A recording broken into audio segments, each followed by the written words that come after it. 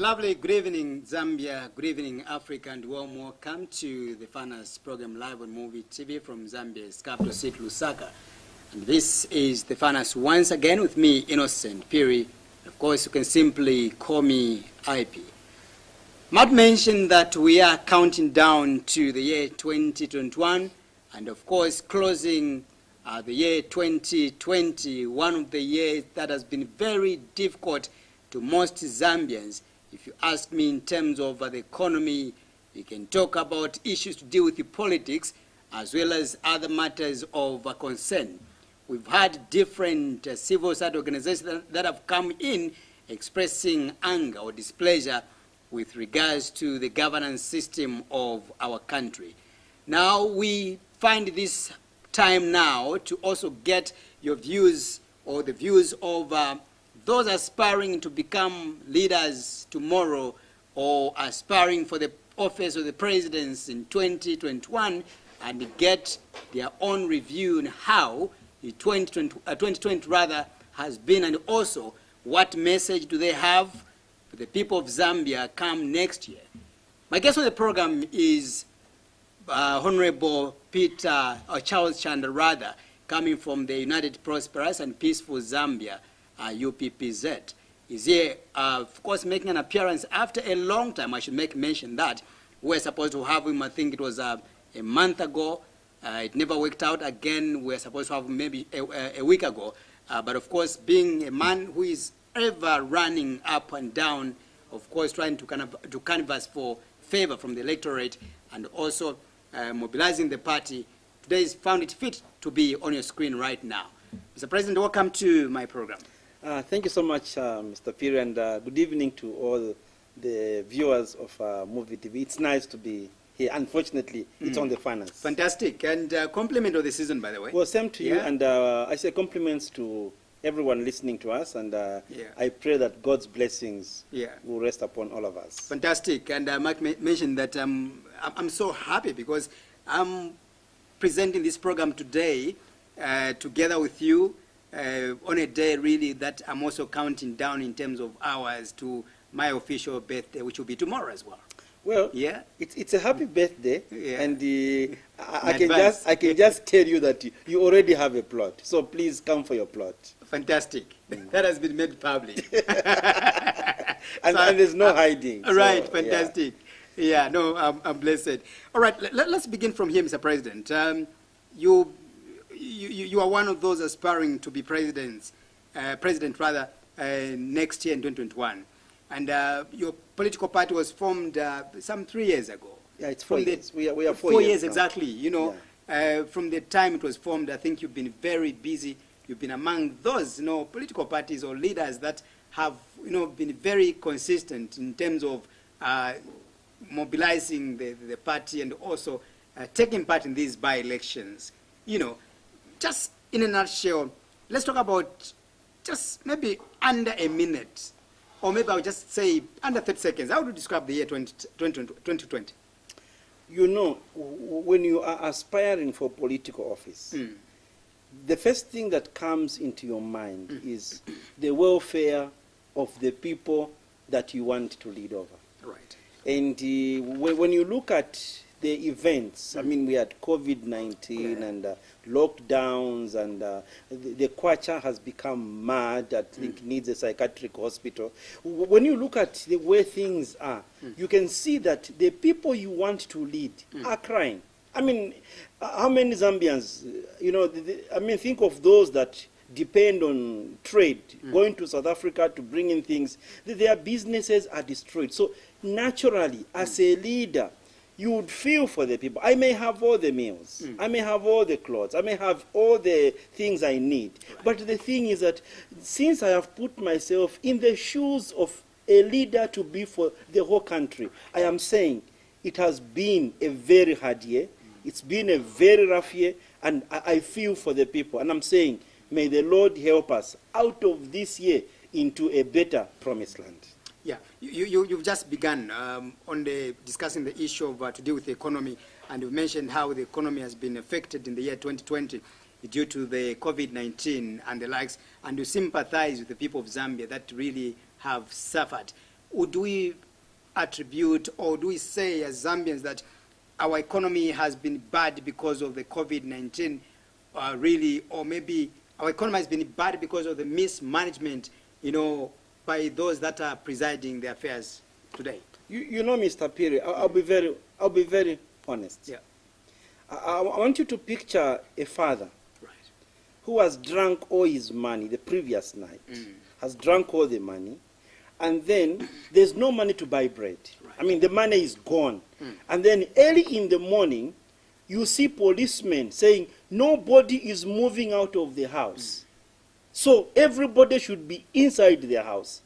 What is that father going to say about the buying of bread in the morning? He will say, no. You can see that people are saying you can't go out. So children, unfortunately today, there is no bread because you can see the police on the street. And that's the case with most African countries. You cannot tell me that it's the COVID-19 that has destroyed the economy. It means you are not a leader. When did COVID start? We are talking about just 1 year. So you are telling me that the sufferings we are in now, it's because of COVID. How many millions came during COVID? Do we know where that money went? We don't know. That money that we received during the COVID, it came from countries with COVID. So now tell me, if some countries that had worse effect of COVID gave you money, and you squandered the money, and you have the audacity of telling the citizens that, no, we are in this mess because of COVID. Are you for real? So I'm saying, no, it has got nothing to do with COVID. The Eurobond, is it COVID? So all I'm saying here is that let us not hide under COVID. We have a problem, and that problem needs to be solved. And this is why some of us cannot just sit. We want to get involved because we have seen that our friends can use every excuse. I lost my elections because my members were being A, B, C, D. I mean, that's a normal Zambian. So I'm saying, God's people, countrymen, COVID is not the reason why we are in this mess. We are in this mess because we do not have a kind of leadership that is concerned with the welfare of the people. I mean, that's all. Tell me, you are telling me that it's COVID, but the Chinese are flowing with contracts. And the COVID started from their country, but they are here getting our resources. So let's not hide under that. We need to look at where have things gone wrong. And this is a problem that we have with our leaders. They do not look at where things are wrong, because if you don't know why you are sick, why do you want medication? You need to know where things are wrong. That's the only way you can be able to you can be recovered. And this is why I'm saying I am among the few presidential aspiring candidates, and I need to correct the Zambians. There is no incoming president. You don't have to be referring to an individual that, no, here is the incoming president. There's no incoming president, not even one, no matter our shape, no matter our color. We are all aspiring candidates, and it is only ECZ that is going to pronounce who is the president. There's no winner at the moment. So people must just be wise. Why am I contesting? I know the problems, and I have the solutions. Right. That's CC. Right.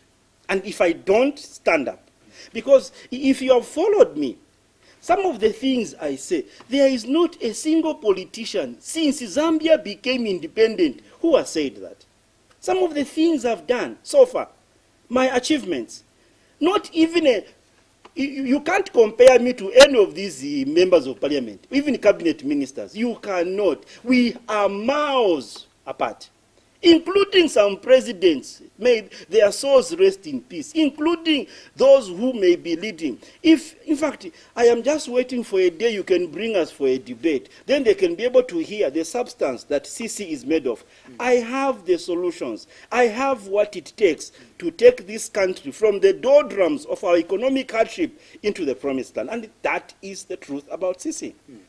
From what you've talked about, Mr. President, for me, I want to believe that really, Zambia is, on its knees in terms of the economy and the likes, which gives you pressure if at all you are going to, if you are to form government in 2021, in terms of bringing everything on board. You've talked about the Eurobond that the country has. You've talked about a number of issues that the country has today. And the question is, and something that someone wants to hear from you, watching us right now, is that how possible that President Sisi is going to turn things around when you form government. We've got a huge debt that the country is grappling with today. Don't you think that you can be here again if you win next year? It's going to be one of those excuses that we've heard before. Mr. Piri, sometimes when maybe I should simplify to say, what remedy have you put in place I've got your paying the debt? Let's start from there. I've got your point. Yeah. Now, I'm trying to bring this to your attention. Now, there is this perception that people have that no, you cannot make it to be a president if you have no experience. Right. That's what they say. Tell me, Adam and Eve, they had no children before. They didn't even know how children grow. They didn't even know how a child is formed. They were there in the garden. No experience. But what happened? They had children. How did they know how to train those children? There is something that God puts in a man. You don't need to be there. I mean, I'm glad we are talking about Christmas.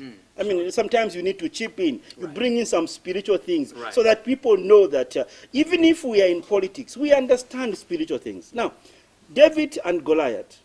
David was a young man in the forest. He never killed a human being as a giant. He had no experience. But God gave him the experience by killing the lion and the bear.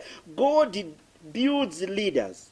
He makes them to pass through certain things that can help them to resolve national crises. And that's me. Now look at David. He came and confronted Goliath. He killed Goliath. And the King Saul couldn't kill Goliath. His own brothers who were in the army couldn't do it. But a young man came and killed him without experience. They even told him that, no. You are a young man. You have no experience. This man has the experience. He says, don't worry. God has built me. And now, let's come back to the issue. Sure. Zambia has a huge debt. Sure. And I'll be very honest with you. If I was just an ordinary person, I mean, I will use the word ordinary because there are some things I don't understand about myself. So if I was just an ordinary person, I wouldn't contest for next year's election. And I'll tell you why. 2021 to 2026 is the most difficult period in Zambia's history as a nation. We have 2 Eurobonds, 750 million US dollars. And do you know that it must be paid on the 20th of September 2022? I know the date because I'm planning how I can pay that debt. We have a 1 billion US dollars. And it is accruing in 2024. So, meaning that next year's president, he has to do that. Now, there is a problem with those 2 Eurobonds. And this is why the current government, they are keeping quiet. All the finance ministers who have been there, I'm shocked that they could not be able to look at how are we going to do it. Are you aware that those Eurobonds are bullet payments? In economics, when you hear a bullet payment, you pay it at once. That's what we have. Now, the problem is this. We are supposed to have a sinking fund, meaning that from the time we got these Eurobonds, the finance ministers we had, if they were honest, they were not honest. If they were honest, they could have been telling the incumbents, I said, look, we need to have a sinking fund because we have this payment on this particular day. But Africa has a problem.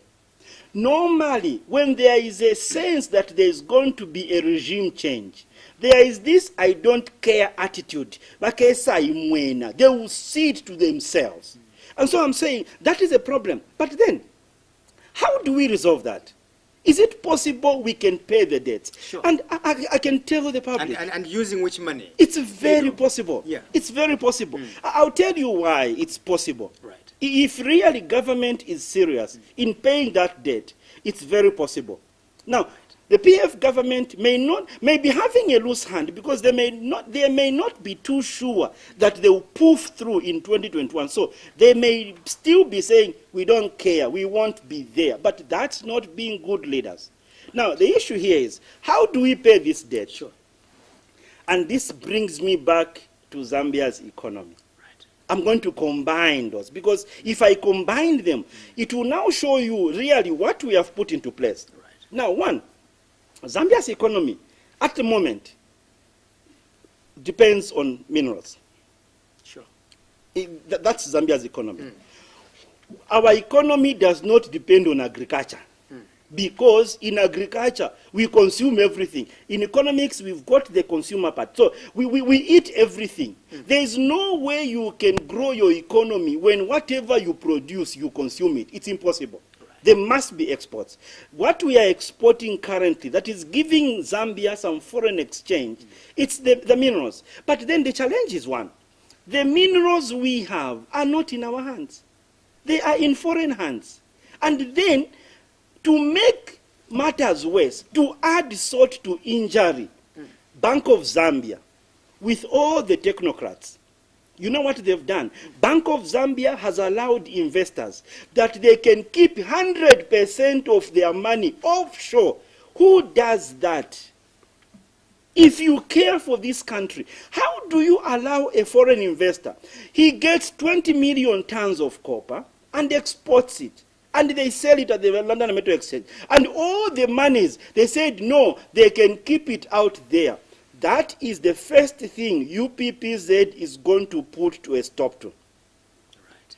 What we are going to do, I mean, every country should have responsible leaders. What we have are careless and irresponsible leaders. I know they are hearing me. They are irresponsible. And we are going to knock out that kind of, arrangement. If you come to Zambia, you invest in our country, you must invest under our laws, not under European laws. We are not an international country. We are an indigenous country that has its own constitution. Although our own constitution, it's only the Holy Spirit who can interpret it. But that's a different issue.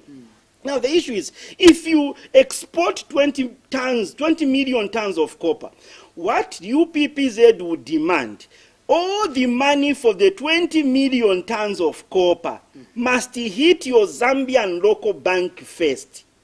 If you want to send money to all the directors, it must be through the legal channels of how money can go out. That's how we can protect our currency. But you can see that Reserve Bank, currently, I can challenge the Bank of Zambia governor that he doesn't know what he's doing. He has no clue on how to handle the economy. I don't even know why some of these people, we call them governors. We cannot protect our foreign exchange. You can change any amount of money in this country.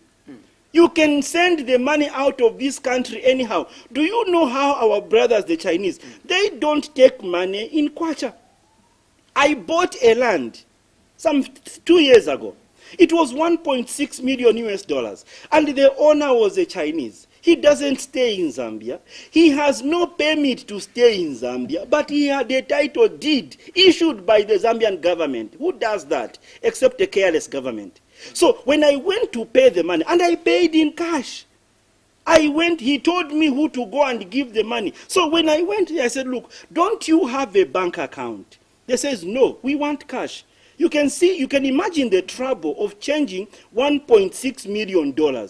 And those notes, I had to change money. I think it took me about it's almost 2 weeks to change the whole amount. So I went, and we sat down to count that money. And all that money in dollars, it went out of the country. There's no way it went into a bank in our country. So that's why I'm saying that if you were to ask me that, how is the function of our Reserve Bank between 1 and 10, I'll actually say it is 0. They don't know why they are there. They don't know. So, one, that's what we want to do first. Money should hit the local bank. And once the money hits the local bank, we have to give instructions. There must be a law that governs the investment in the country. That's the only way you can grow the economy. So we want to deal with that. We may have to change some laws. We may need to have MPs that we can say, look, we want to have this done in Parliament so that we can protect our economy. Now, coming to how do we pay it? It's very easy. Right. Since our economy depends on our mineral wealth.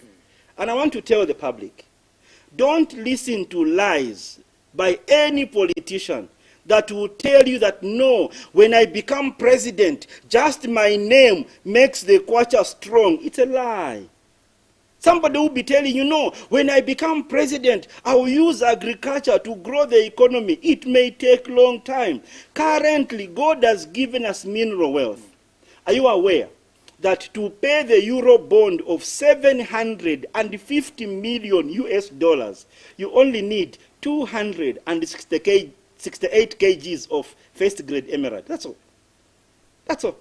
Right. You don't need so much. No stress. So, if I become president by the grace of God, and since I have got access to emerald mines, as a president of Zambia, I will even help to pay the euro bond. I will borrow the government money because the money is there. The problem we have is that when you have leaders who are looking how to siphon money from the government, then the economy cannot grow. So I am saying that give me an opportunity. Should I become president, this thing of the euro bond, we cannot burden our citizens because the mistake has been made by government. So we need to still look at how do we get our economy back on track.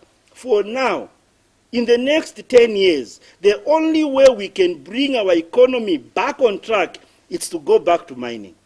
There's no other method. Does this country needs maybe an economist to change things around? I said this because you mentioned something very profound to me, that for you believe that no individual should stand on the pulpit and tell you to say, when I go to State House, the few hours I'll be there, or within 24 hours, the kwacha is going to gain value. And we've heard those sentiments from UPND leader. It's in public domain. We did mention that the kwacha is going to change. It's going to gain its power within just my presence when I go to State House in 2021. Within 24 hours, my presence, because of the confidence that the international community has on him and the likes. Now, I don't want to talk about any leader here. Yeah. I've never heard him say those things. It's me actually that has given. Yeah, it's you. And I don't get into those things. But look, right. Mr. Pierre, the question you asked me is very cardinal. Right. Do we need an economist Sure. to change the economy? And I'll give you a very shocking answer. Right. You don't need any economist. You just need a visionary leader. You know, why am I saying that? Did we need a soldier to kill Goliath? No. How many economists do we have? Go to Bank of Zambia now. I know some of my friends with PhD in economics, and the kwacha is getting rotten in their eyes. And they are economists. PhD. What a shame. What a shame. You cannot grow the economy based on your economics knowledge. No, it doesn't work like that. What about the lecturers at the University of Zambia, or most of these universities? We are talking about lecturers of economics. Are they not in Zambia? Is the economy growing since we have those economists? No. It's not the economic knowledge you have. No, it's not. Yes, you may have that knowledge, but economics cannot grow the economy. Because when you look at those who will be telling you that economics will grow my economy, you must look at where they are coming from. They have even forgotten about the principles of economics, the supply and demand, the needs and the wants. When you look at a number of things, basic economics, so what I'm saying here is that It's about leadership. It's about Visionary leadership. You need a leader, somebody who will say, no, this is the direction. And for me, I can't depend and say, look, what are we going to do here? I must know what to do. And Zambia needs such a president, not a one who will bring all the economics textbooks, because we have a lot of textbooks and our kwacha is sinking. So that must give you an idea. You may put somebody in Minister of Finance. Now, look at all the ministers of finance. I guess all of them, they did maybe commerce, bachelors of commerce. They have economics, because I don't see a president who will appoint a minister of finance who has got no knowledge of economics. But I'm telling you, the kwacha is sinking in the eyes of our ministers of finance with all their heads full of economics. So why? The thing is this: the economy needs somebody who can say, look, this is the direction, this is where we need to go, and then the economy will grow. So when you gather people, technocrats, you say, what do you have? PhD, this one is a master's, you bring them together and you want them to plan the economy, you will plan to fail, because the textbook cannot bring the kwacha up. Let me take you to one interest of your area. I know that you have a background of the mines as well, and how the mines operate. And if you ask me, Zambia has been fending on copper from independence until maybe where we are. It's only now that we are trying to diversify from copper to other minerals and other areas, sectors of the economy. My concern really, you mentioned something that if you look at most of these mines, they are in the hands of the foreigners, all right? And you are a local investor. The question is, why are we lacking the capacity as a country to begin to realize these mines, to manage them? What could be the problem? Mr. Innocent, the problem is with the kind of education and mindset. We have this mentality where we feel that there are certain things we cannot handle. Right. This is why we sold our mines. We are already psychologically defeated before we get on the field. Now, look at it. I'm just giving an example. I'm not trying to undermine anybody, but this is just an example which can motivate our people. We have one of a West African of origin. He's involved in emerald mining. When he came into Zambia, he did not come as a graduate. No. He just came like people come. He was not even educated, unfortunately. But, he came in and he started helping interpreting because he understood one language. And eventually he was helped by, the wife to go to school and all those things. As I'm telling you right now, because of getting involved in one sector of the mining industry, he has a bank in Canada, and that bank is financed by the money from Zambia. Can you imagine? This is the reality. A bank in Canada, financed from Rufanyama, from Copper Belt, and we have our own bank, Zanaco, Zambia National Commercial Bank, which is on its knees. And here is an individual from the resources God has given you, is running a bank. And one day, I will not be shocked to hear that Zambia has gone to borrow money from a bank in Canada, not knowing that you are borrowing your own money because your minds are blocked. As a country and as citizens, our minds are blocked. Our future in this country, it's not in agriculture, it's still in mining. God has given us abundant resources.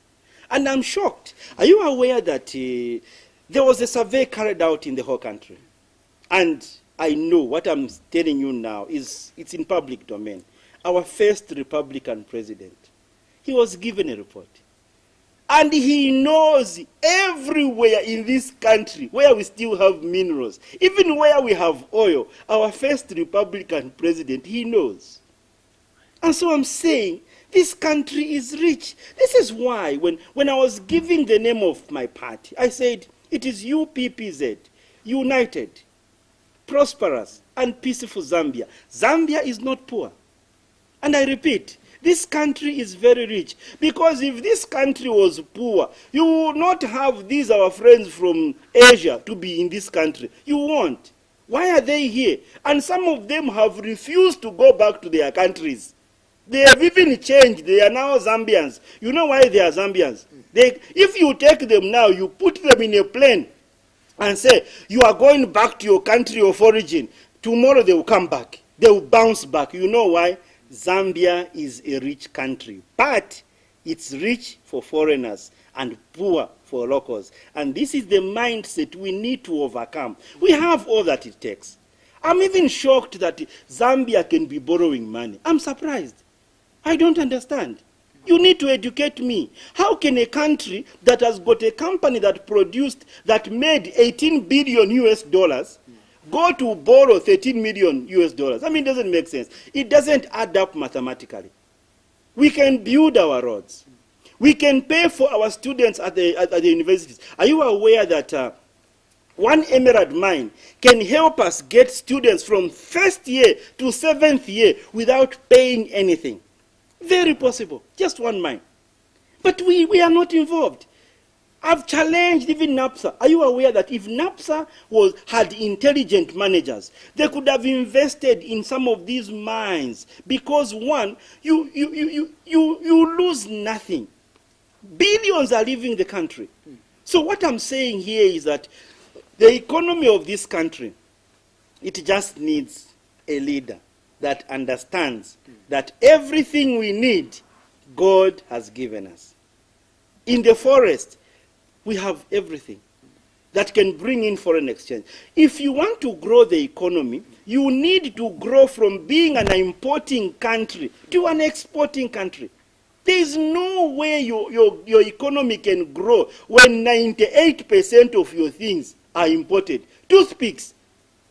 I must wait. Right now, I just ate some meat. I ate some goat meat. So I'm waiting. And supposing I go to the shop, they will tell me, no, Mr. President, the toothpicks now are at Dar es Salaam.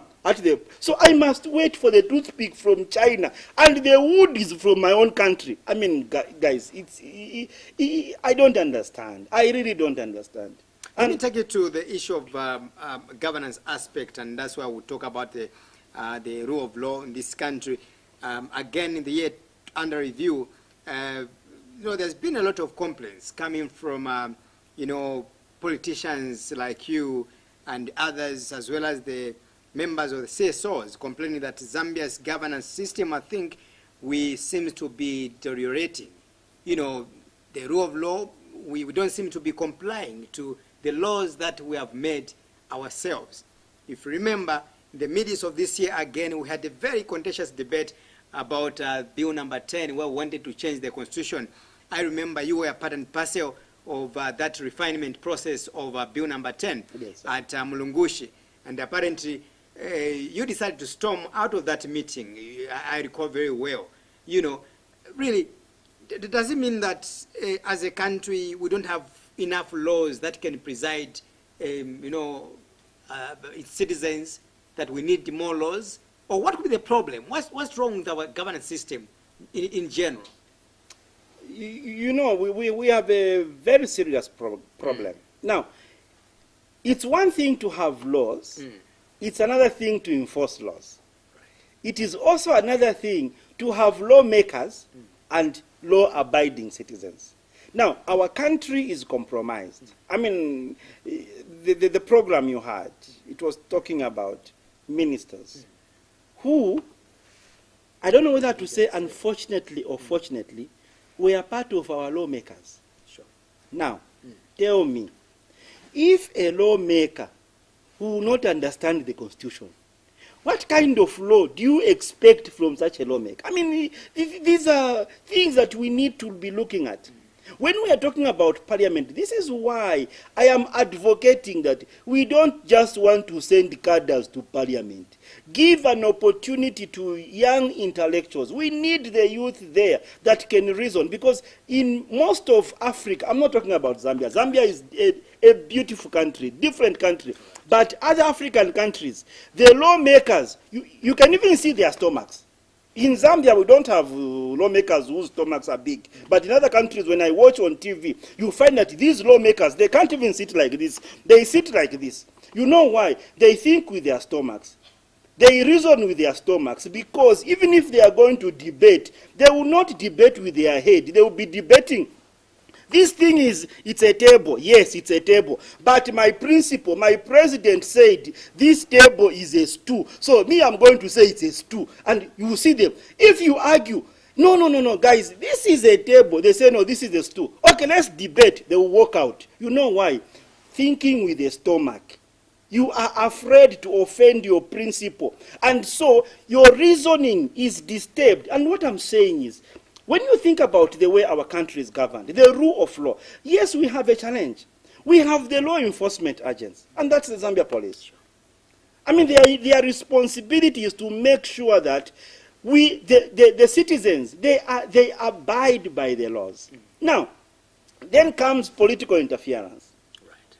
And that political interference is there to protect a party that is in power to continue ruling. So what you would do is, you would want to use the law enforcement agents, and that's the Zambia police, and of course other state agents.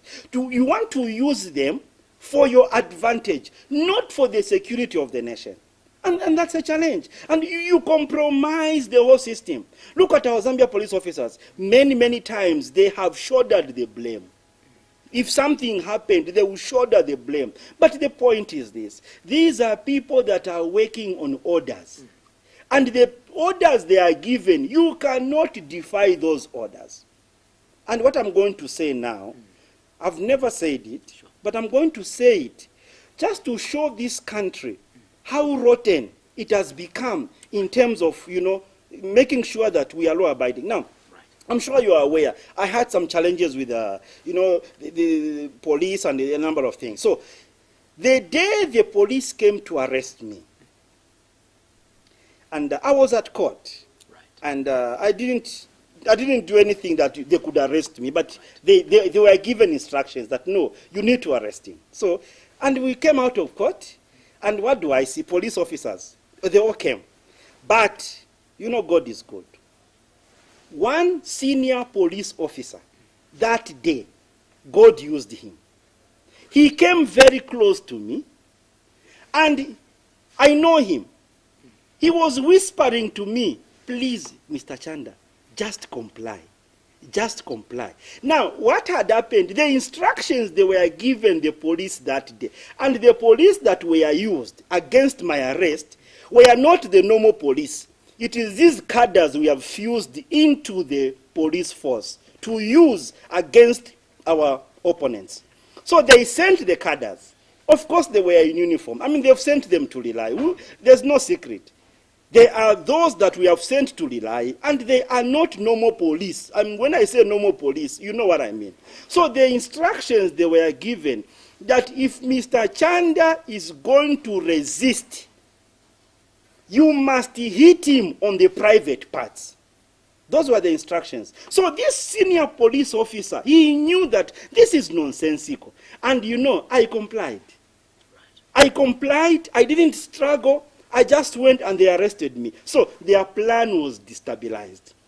This is what I'm talking about. When you are talking about law-abiding, you have law-abiding citizens.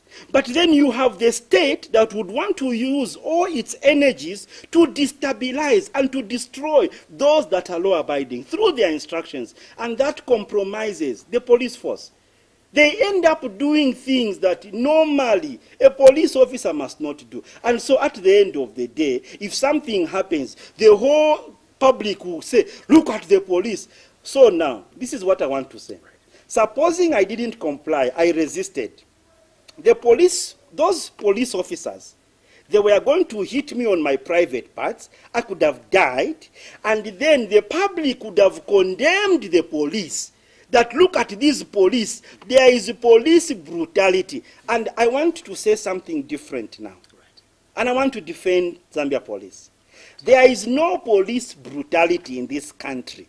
There is political brutality. That's what we must understand. These police officers are innocent. They are afraid. If I refuse to hit Mr. Chanda on his private parts, and then if I don't do it, then I'll be, retired on national interest. I don't know what they call it. So this is where the problem is. So there's a conflict between the political office that appoints and the people that must make sure that there is law abiding. So at the end of the day, we have rotten political institutions. And how can we restore peace and order? It's very sanity in the police service, which you've alleged a number of issues, highlighted a lot of problems that are in the police service. How can we restore that peace and order? Let's say if you are given power in 2021, how can you change things around? Because today we are speaking about a different issue. Was it yesterday when we saw two people, that were, allegedly shot as well by Mr. Perry, police officers and the issue here is straightforward. How do we resolve this? Sure. There's a way to resolve it. Right. There's a way to resolve it. And the way is easy but very difficult. Right. In Africa, politics is a way of getting bread and butter. Right. The moment you vote for people who did not have a car, they don't have a car now, they don't have a house, or their house leaks, their car, you have to push it. Or it's a chimney. It's like when you burn a tire, the tire, sure. The smoke that comes from tires, that's the kind of cars they are driving. And then you give them political office. The first thing they want to do is to protect their position until they change that car. So you can't remove them. If 5 years has come and the car has not been changed, they would want to sit. So they will use every means possible. And what I'm saying is this. The time has come. We must look at who to vote. If somebody has a financial problem, if somebody has not made it in life, don't give them political office, because instead of making people to make it in life, they will make it. Look at our cadres. They are crying. Because the people they were guarding, they were called commander because they must protect these ministers. Those ministers, they are now okay. They've got cars. They've got houses. Their businesses are okay. And our cadres are still at Intercity, are still at the bus stations. This is the problem. When you put somebody there who is indebted, who has failed to even pay the money he ate, and you give that person a political office, instead of looking at the interest of the citizens who voted, they will look at their own interest. And so we need to change that. So all I am saying is, whoever is aspiring for political office, don't do it because you want contracts as ZESCO. Because when I become president, by God's grace, if I become president, I want to still first deal with ZESCO. The reason being that it has been a... What do you mean exactly? No, ZESCO is very clear. ZESCO is a cow that feeds political parties. This is why every president, he must look for a cadre who must become managing director, so that all the contracts must be given to cadres. And we are going to stop that nonsense. We need to stop that, because this is why, look at it. The citizens, what are we doing? We are paying more electricity bills. And those guys are even subsidized. And so we are saying we need to, and I have a plan. I can't disclose it, but I have a plan. We are going to deal with that, because those contracts are supposed to be for all the citizens, not one political party, not those who are in political office. So we need plans. So all I'm saying is we need to get leaders who are tried and tested. So if you are telling me that, no, if you have never been in parliament, you can't be a president, what are you talking about? You are in parliament and you ate the money, you can't pay. I mean, If I wanted to, I can pay for all the ministers. It's very easy. I can pay for all of them.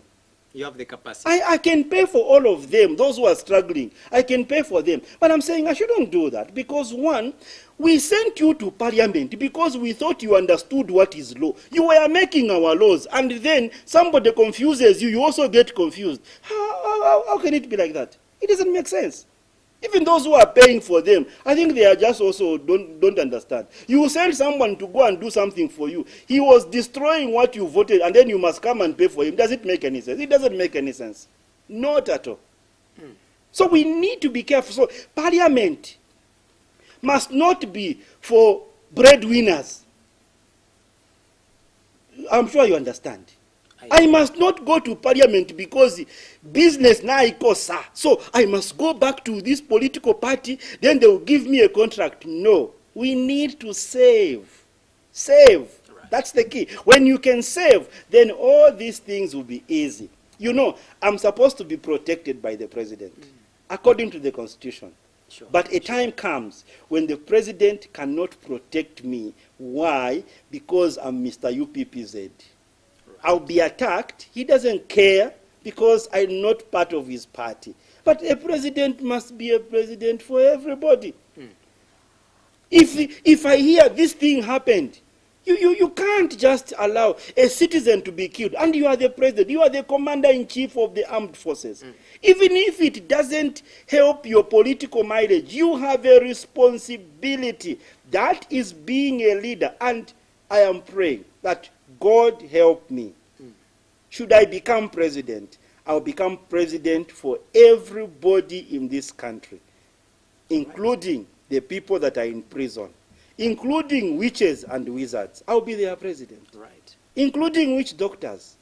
Street kids, I'll be their president. You know why? Because when you take an oath, you say Zambia. You don't say my province. I'm not going to be a president for one province. No, because when I take an oath, I'm not going to have a cabinet that is one province, and God forbid that this country should be led by a cabinet from one province. Because when you take an oath, it's an oath for the whole country. And this is why, you know, it's not just being a leader, you know, wanting to be a leader. You must look at what does it imply? What is it that it means to be a president? You are the president of the Republic of Zambia. You are the commander-in-chief of the armed forces. And if you are the commander-in-chief of the armed forces, before a bullet comes out of the gun of a policeman, you should have given them the go-ahead. You should have given them the authority. That's a commander-in-chief. There is no way I can be a commander-in-chief and a bullet comes out of a police officer and I am not informed. No, I should have signed, I should have said, go ahead, release the bullets. But then, where are you releasing the bullets on? I mean, that's what you must ask. It is better you release the bullets to those who are stealing fire engines. Those are the ones who deserve the bullets. The corrupt. Ministry of Health, money is stolen. Those are the ones the bullets must go after. Because at least you reduce corrupt people. You don't sign to release bullets on innocent. Because if I'm commander-in-chief, I must be in charge. Right. I need to be in charge. I'm not going to appoint an IG that is going to be listening to my instructions. Then I have destroyed the whole police force. They are working under my instructions. And that is being politically biased. And this is why, as UPPZ, our plan is we want to change things using parliament. I don't want to appoint an IG. I want the police commissioners themselves. We've got police commissioners. They must vote one of them among themselves. I will just ratify as president. I'll say, yes, it's fine. He must be the next IG. Because when you do that, he will be answerable to his colleagues. And if he does things that are wrong, they can remove him. But now, if I appoint an IG and he does what is pleasing to me and to my political party, I will never change him. But the police commissioners will have the power to say, vote of no confidence. Bwana, sit down. We are going to have elections and we need to have another IG. That's the only way you can bring Zambia back to sanity. Right now, we are living under insanity. Wow. Interesting, Mr. President. Let's move on now to the issue of political activities in the year 2020. I know that this has been one of the most difficult events to hold in 2021 with regards to issues to deal with the Public Order Act. Again, vis-a-vis, we bring in the issue of COVID-19. From your side, again, how would you describe the year 2020 with regards to your political mobilization? Did you manage to succeed or to achieve what you wanted this year? One thing that I would say in terms of UPPZ and our mobilization, I think we are among the top 4 political parties in this country. We have participated in almost all the by-elections since we started. I mean, that's an achievement. Right. We have been there. And why have we been there? Some people say, no, but even if you have participated, you have never won. It's because you are short-sighted. I am coming with a 0. There is no election I come out with a 0. I come out with votes. And I never had votes. I was not there in 2016. There are political parties who were there with numbers. They failed to participate. So our participation has helped us to reach out. And what has helped me is that we have gone into rural Zambia. The reason is because we have the best rural developmental agenda. And that agenda we are talking... What's contained in there? Yeah, the rural developmental agenda is straightforward. Now, when you look at your NRC and my NRC, you will be surprised. What you see there is chief. The chief is very important. Sure. And then you see village, which is the headman. The chief and the headman. There is no president on the NRC. There is no member of parliament. There is no councillor. But have you noticed how biased the system is? We take care of political leaders who just come and go, and we don't take care of our traditional leaders. And as UPPZ, we are saying, no, you can't come and tell me, look at Western Province. You are only paying one gazetted chief or king. The rest, you can't pay them. Why can't you pay them? You are paying a councillor whose job is just to chase women in the village. Because tell me, what's the job of a councillor in the village? Do they make roads in the village? Do they provide water in the village?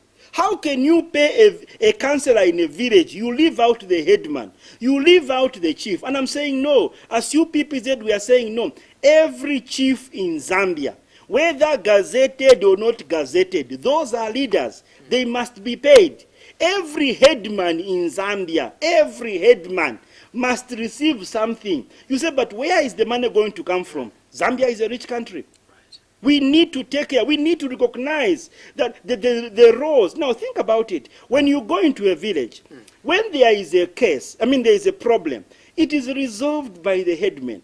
That is an extension of the Ministry of Justice. Right. So we are saying, when Ministry of Justice has a budget, that budget should include those people.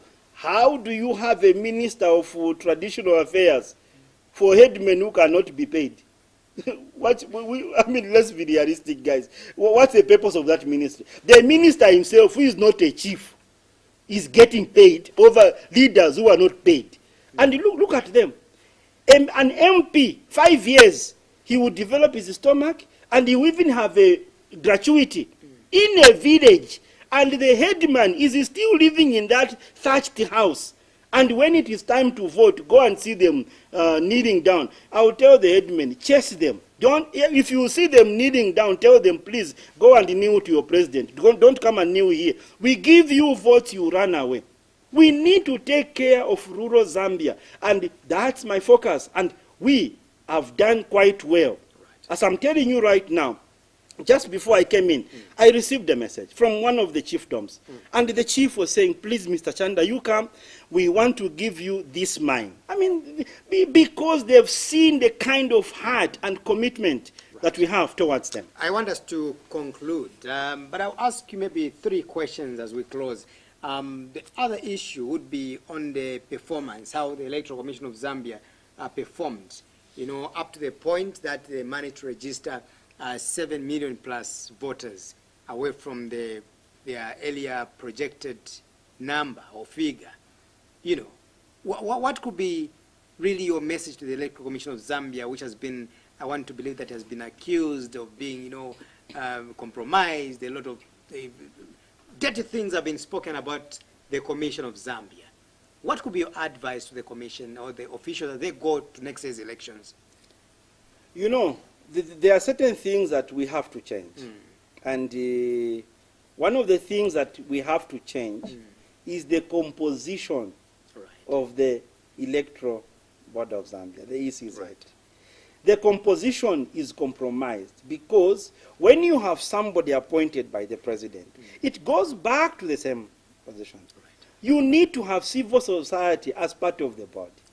You need to have civil service. I mean, you know, the NGOs. We need to have the general membership of the society to be part of the board, so that at the end of the day, when a decision is made, it must not only suit the political leaders who are the appointees. ECZ has been very arrogant. In the sense that, I mean, we are not going to deny that this register we have is not Zambia's register. There are foreigners there. How are we going to remove the foreigners? I mean, even if it's one, it is a criminal offense to register a foreigner, and then you say this is a voters register for Zambia. You are lying. If it is a register for Zambian, for voters for Zambians, why do you have people that are not even having dual citizenship? I've lived in one country and I had permanent residence. I never voted there. Right. But Zambia is so porous. So it is compromised. You allow other political players to have access to data, and yet you are there for the whole nation. For me, that's a child's play. Finally, let me bring one issue, contentious issue at hand as we speak now, and this is the Ali Kinkata flyover bridge, which has now become a subject of attention. There's a directive here coming from the EIZ that that bridge needs to be demolished forthwith. I bring this to attention because I remember very well that when the project began, you were among, I think you were the first person that went live on Facebook and really condemned, and you were against the building construction of that bridge. When that project was being earmarked, you went there and you warned the people of Zambia to say, this is the problem that I'm seeing here. And here we are. The bridge was built.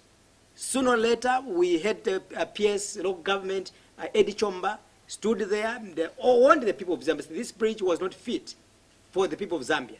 Again, he was, you know, lectured by his boss, who is Charles Banda. Again, now being told that the bridge is not suitable. What could be your comment? Okay, you know, I was born in the I was born as a Catholic. And as a Catholic, we used to go for confession. You know, if you have done something wrong, you go to the priest, you go and confess. This is what I did. And today, I'm making a confession. And I want the country to forgive me. What confession am I making? It was that video that gave birth to the bridge. I went there. I asked the Chinese there. They told me exactly what they were doing in that. That was not supposed to be a bridge from the very beginning. That road, what had happened is that it was going to be the entrance now to the mall. So the road was closed between there, where the flyover bridge and the end. That was the plan. So the plan was the cars will come in as an entrance, then the other side will be an exit, which was tantamount to selling the road. So because I said that, this is why they had to change the plan very quickly since that video went viral. So now they said, what do we do? If we go ahead, this man has exposed us. That is how that bridge or that hump, not a bridge. Let's forgive me. So sometimes we lack words to describe things. That hump was built, so they had to quickly put a road hump, so that viral video. So basically, the government and the Chinese were fighting my going there. But now, time is the best cure. If they had followed what I said, we were not going to waste money. We are owing India 13 million for a flyover bridge where there's no water in Makeni. Because in Zambia here, we can borrow money to build bridges where there's no water. But in the rural areas where there are bridges, we don't borrow money because the people in rural areas, we don't consider them to be part of, the elite of the country. So the money that was spent there, somebody will say, no, destroy it. How can you be that careless? And you are owing India 13 million. Even if you say, no, it was a private bridge. If it was a private bridge, why was the Minister of Local Government involved? I mean, we are not fools. So what I'm saying here is that when there is opposition, it is constructive opposition. You must learn to listen and correct things that are wrong. Don't prove a point. That is the problem of Zambia. They don't want to correct the things that are wrong. They want to prove those things wrong. And at the end, God proves them wrong. And this is a case.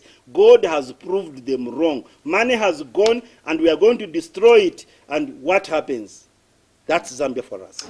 Mr. President, just under a few seconds, you can face into your camera there, and of course, give your closing remarks with regards to, of course, the end of the year, and also know that people are enjoying Christmas. Yes, I wish all our viewers a Merry Christmas, and it's my prayer that we will abide to all the COVID rules. It's important. We need to make sure that we protect ourselves. And those of us that, not those of us, because I don't drink. Those of you that drink, please, I'm not saying drink because God can punish me, but whatever you are going to do, do it responsibly because, we need to take care of ourselves. And please, if you find yourself in a drunken condition, just park your car and sleep in your car. Just pray a prayer so that you'll be protected. Don't drive in a drunken condition because you may cost other people's lives. God bless you.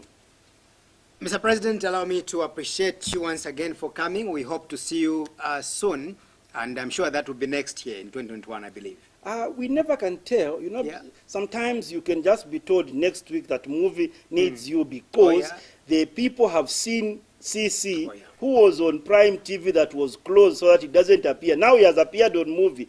They might call you and say, Mr. Innocent, we need our president back. I'll be available. Thank you so much. My guest on the program has been President Charles Chanda CC, of course, who is a 2021 presidential aspirant. He was here discussing different issues, and we hope to meet him again in the future. Thank you so much to the people of Zambia, and allow me to say a happy Christmas, and of course, sooner or later we'll be in a new year. My name is Innocent Piri IP. May God bless Zambia, may God bless Mother Africa. Good night.